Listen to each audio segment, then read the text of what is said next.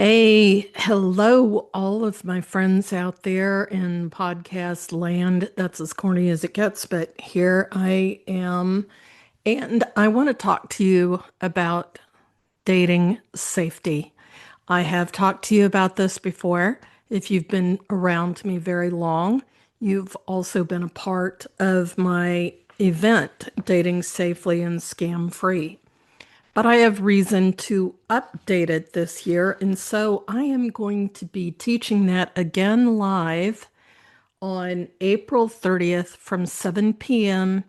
till as long as we need to, probably 8 to 9 p.m. Central Time. And I am going to go over all the details then of how you can continue to date safely and keep your money. Why is this a deal right now? Well, unless you're under a rock, you have not heard about the CNN story about all the men online on Telegram, where they have had men who have been drugging their wives, mostly their wives and their partners, and raping them and taking pictures or doing video or live streaming it to an audience. This is about as abhorrent as it comes. And the only reason I can talk without fuming right now is I've had a little bit of time to deal with how angry I am over this and how disgusted I am by this kind of behavior, and to come back around to a little bit of sanity. So for those of you who haven't heard on Telegram, which I'm not on and never will be, thank you, there are about 1,000 members in the group called ZZZ, meaning as in sleep. And so, like, there is one guy who sells this tasteless, odorless sedative for $175 a bottle. He'll ship it worldwide. His pitch was your wife won't feel anything and won't remember anything. What a classic act, right? Isn't he such a good guy? Some of them were charging 20 bucks for a live stream of this whole thing. This has been really disgusting. And this comes on top of what we thought was utterly abhorrent with Dominique Pellicot in France. If you've been under another rock, I'll let you know she was the French woman. She's older than I am. And for the last 10, 13 years, something like that, her husband has been doing this to her, drugging her, and then allowing 50 different men to come rape her. He was supposed to be the all-around great guy, the guy that everybody liked a lot. I'm not familiar enough with the story to know how he eventually got caught, but I hope they cut off his testicles. I would be the first one standing in line with a dull knife. Let me tell you, because that is utterly disgusting. I think anybody who saw anything about Dominique Pellicot was so impressed by her strength and her fortitude, and the fact that she decided that shame needed to change sides. Good for her. This is just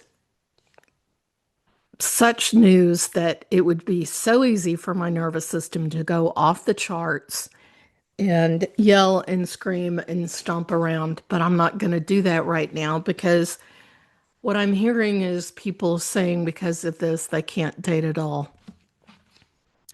I'm going to tell you that if that's really the way you feel, then that's fine. Don't date at all.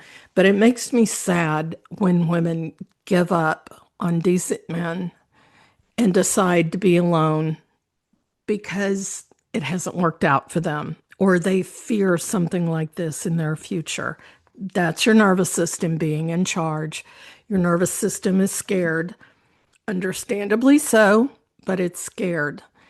And if you're somebody who you've had that experience, you've had the love of your life, you're done with it, and you want to experience life with your friends and being single. God bless you.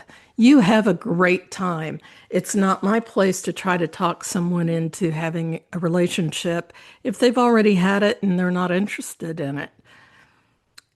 I do help those who are frankly just scared. If they're scared to be in a relationship and if they're scared to move forward because of what might happen. The other part of dating safely and scam free is the scam part. And this has gotten to such a ridiculous state that it just makes me so mad. And I've gotten some updated information. About 1.3 billion was the best number I found for 2024 that was lost specifically in romance scams. That isn't all scams, just romance scams. And those are the scams that were reported so somebody knows about them. It turns out that in Cambodia, there are a lot of people who are being trafficked and they're in a mill and they are being taught how to rip you off, how to be that listening ear, how to be the person who feels safe. And this is the worst part, I think. It's called pig butchering. They call it pig butchering in the scam industry. They are patient when it comes to women. They don't hit you up with the request for money the first time they talk to you. They let it go on for months. And so just when you're lulled into feeling safe, it turns out that this person is not who they say they are at all. Now, to me, this is kind of obvious. When I was dating, that went on all the time too. I never fell for it. There are some ways that you can absolutely positively not fall for it. And one of those is you've just got to set some boundaries with these people. If you're lonely and you haven't found the relationship that you want, I get it. I was pretty old before I found that relationship.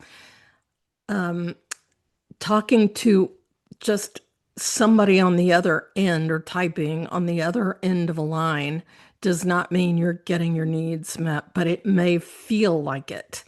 You may feel safe with this person because this person says all the right things. But what you don't know is this person isn't even in the US. And they're going to give you so many excuses about why they cannot meet with you. They're going to set up a time and oops, their child got sick because they're all widowers and they all have 8-year-old sons and they all work on oil rigs. But they're going to be like giving you that excuse after excuse after excuse, and it will never happen. And so then all of a sudden they have some tragic thing happen to them, and their kid is going to die if they don't get money. And because you feel like you know this person, even though you've never been in the same room with him before, I'm going to say him like it's a him. You don't know. You may be talking to a young trafficked girl, but you feel like you know them. And so at this point, you send money and you will never see it again. And then they'll turn nasty, nasty. And they want more money from you because they know they got some from you. So there's got to be more where that is. Please don't do this. I personally know 3 people who lost a combined total of $160,000 from people like this. $160,000. One of them was a man who was about 40 years old and has a PhD. This is not about how smart you are or how stupid you are. You're not stupid. This is about people finding that vulnerable spot within you and exploiting it. They're exploiting you and your feelings. So, what can you do? First of all, you've got to stop that. No more of these long conversations. The one thing I know that will work is if you can't meet this person in person within 2 weeks, you need to ditch them. You need to X out of them. They will give you a ton of reasons why they all of a sudden had something come up. But no, you don't need to follow that and you don't need to believe them. You need to delete everything and move on. Of course, they'll change their name and they'll change their photo, which is the easiest thing in the world to fake, and then they'll try again. But you need to quit doing that. Don't do that online. Another thing that's different about being online now is once upon a time you could sort of tell who was real or not because they may tell you that they're from Dallas, for instance. And when you say, "What do you like to do?" they'll say, "Oh, the cinema. I love going to the cinema." Nobody in Dallas casually mentions they're going to the cinema. They talk about going to the movies. So you know that's somebody with more of a British version of the English language than an American version. However, now they all have AI, so they can sound a lot more clever and a lot more like the real person, and their spelling isn't as bad. Their knowledge of the area is more full and sounds more real. And so the AI part of it is having people fall for this even quicker. So, another reason why you cannot spend more than just a few days getting to know this person. And I say that in air quotes because you're not getting to know anybody online by having millions of conversations. I hear women all the time say, that they really can't meet with somebody until they feel like they know them. Let me tell you, you don't know them online. You think you do, but if you don't even know if they're male or female or if that photo is correct, then you don't know them at all. This is utter fallacy. Another thing about scamming lately, and that is that people are on all platforms looking for dates, but also they're looking to scam. So this can be on Instagram. If you're over 50, it could be on Facebook, not even Facebook dating. I'm just talking about out of nowhere. Somebody will come by and say, "Hey, pretty lady." I get those all the time. I never once talk to them because they're idiots. I just block them. It can be on Threads, it can be on TikTok, it can be anywhere. And so anything online is at best a method of introduction. It's not the way you date. You're not going to do that. You're not going to convince yourself that you're dating someone when you haven't met in person. Dating requires that you're in the same room. Until then, you're just yakking. So don't do that. So, anybody who reaches out to you on any platform, anywhere, not just dating apps, but any platform, anywhere, should be suspect until they're not. Here's why smart women like you are vulnerable. I'm a dating coach. I see this a lot. And the thing that makes you really good in your career, your ability to read people, to maybe build trust, to see the best in others, to be generous, that is the exact kind of traits that scammers exploit. They will. And the nervous system is involved in this as well. If you've been really strong and self-reliant for a long time, and somebody comes along and says, "I got you, I'm safe, I'm here to protect you, you can just let me deal with it," it feels so good to have somebody do that, where you don't have to be, doing everything. You don't have to be the one in charge. It feels absolutely fantastic. But again, it's not real. So What can you do? Here's the best thing I can tell you. I'm going to be doing this class again live class, live Q&A, and I am going to go so much deeper on that class so I can really answer all your specific questions. But here are a couple of quick tips. The National Sex Offender Registry is at nsopw.gov. It's free and searchable by name. Now, this means you have to know his name. Hopefully, it is his right name. But this won't hurt you to Google that before you meet somebody. You can also Google his name in quotes and add the word arrested or charged after it. You might find something in a local news article that he didn't think you'd ever find. And third, I've said this so many times, but people do it anyway. Don't ever send money for any reason, ever, ever, never, never, never, never. You're never going to send money for any reason, ever. Between that and meeting in person within 2 weeks, you will likely not have an experience of a scammer. Now, there are some outlier cases. There have always been scammers in the world. It didn't take the internet to bring them out. The internet just made them so much more out there and so many more of them because anybody who can be online can be that kind of scammer, but they've been around forever. So there are things we need to watch for, but I'll go in depth on that on Thursday, April 30th.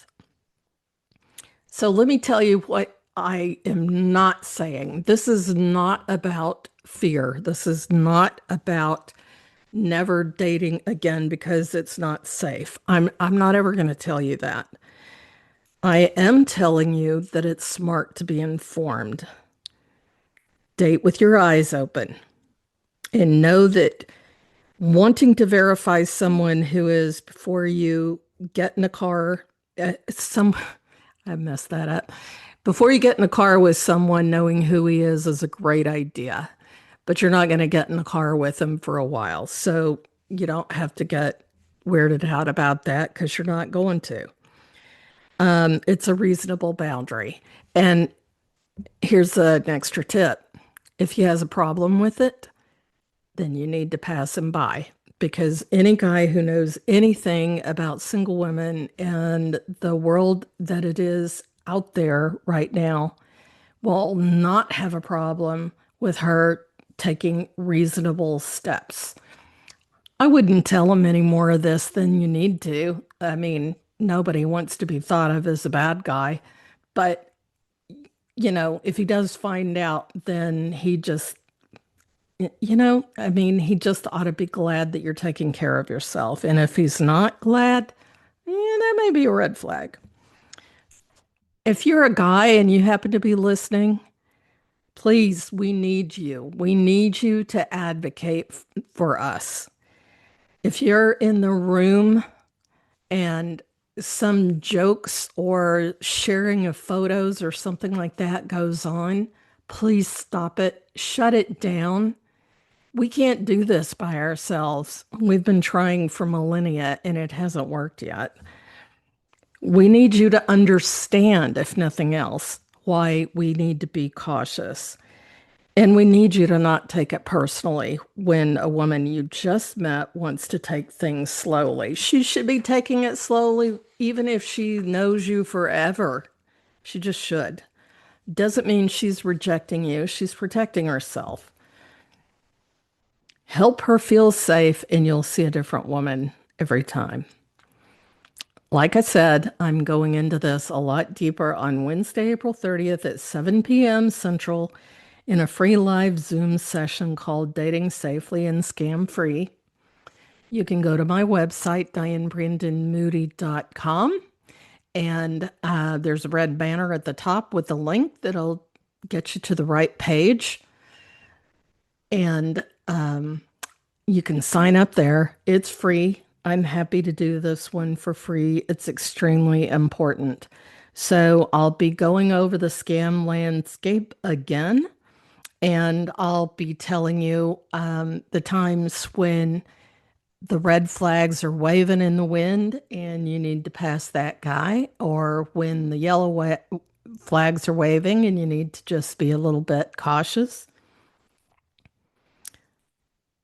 Please do me a favor. Share this episode with someone you care about who dates your sister, your daughter, your best friend, your mother. The information in this episode could protect them. Look, I still believe you deserve love.